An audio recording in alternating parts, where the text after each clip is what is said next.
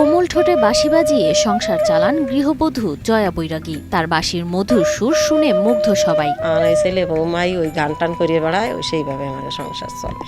শখ করে মাত্র ৮ বছর বয়সে বাবার কাছে আর বাঁশিতে হাতে খড়ি নেন জয়া, আর সেই থেকেই শুরু করেন বাঁশির চর্চা। আমার বাবার কাছ থেকে ছোটবেলা থেকে শিখেছি। আমার বাবা খুব যত্ন করে শিখাইছে।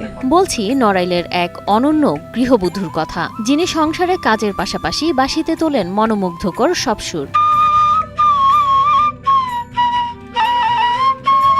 সাতক্ষীরার চম্পাকুল গ্রামে জন্ম জয়ার। ছোটবেলায় মা হারান, বাবার সংসারে অভাব ছিল সঙ্গী, আর তাই পড়াশোনা হয়নি, গানেই ছিল মন। ছোটবেলায় কীর্তনের দলে থাকতাম, আর বাবার কাছে যখন থাকতাম তখন তো কোনো সময় ভাগ করা ছিল না। অল টাইম আমার ধ্যান ধারণা সবকিছু এই বাঁশিই ছিল। কীর্তন গানের দলে বাঁশি বাজিয়ে অল্প বয়সেই প্রশংসা কুড়ান জয়া। কীর্তন দল আছে আমাদের একটা, রাধাপ্রিয়া অষ্টসখী সম্প্রদায়। কীর্তন তো ৮ মাস করাই লাগে, রেওয়াজটা ওইভাবেই হয়ে যায় আর কি। দিনে 2 ঘন্টা, রাত্রে 2 ঘন্টা, এটা আমার করাই লাগে। জয়ার সুরের টানে বিয়েও হয় এক শিল্পী পরিবারে, নড়াইলের সিংহাসলপুরে খোলবাদক নরোত্তম বৈরাগীর সঙ্গে। আর আমার শ্বশুরবাড়ির ফ্যামিলিও শিল্পী ফ্যামিলি। আমার হাজবেন্ড খোল বাজায়, আমার শ্বশুরমশাই উনি বেহালা বাজায়। আমার হাজবেন্ডও আমাকে খুব সাপোর্ট করেছে। আমার শ্বশুরবাড়ির ফ্যামিলির থেকে আমি খুব সাপোর্ট পাইছি, এজন্য আমার কোনো বাধা সৃষ্টি হয়নি। দাম্পত্যের ঘরেও বাঁশির সাধনা থামেনি। কীর্তন দলে গান করেন দেশের এক প্রান্ত থেকে অন্য প্রান্তে।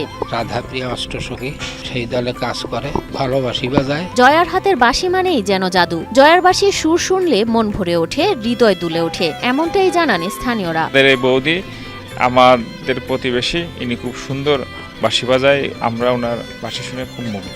বাঁশির সুরে মানুষ মুগ্ধ হলেও সংসারে এখনো অভাব আর অনিশ্চয়তার ঘেরাটোপ। 5 জনের সংসার, হাতে বাঁশি আর বুকে স্বপ্ন, এই নিয়েই চলছে জয়া বৈরাগী।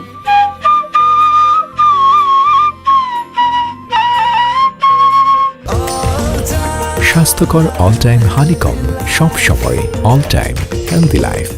সুযোগ পেলেই নিজের প্রতিভা দেশ বিদেশে ছড়িয়ে দিতে চান জয়া। আমি জীবনে আরো এগোতে চাই এই বাঁশির মাধ্যমে, এটাই আমার কাছে সবচেয়ে বড় আশা।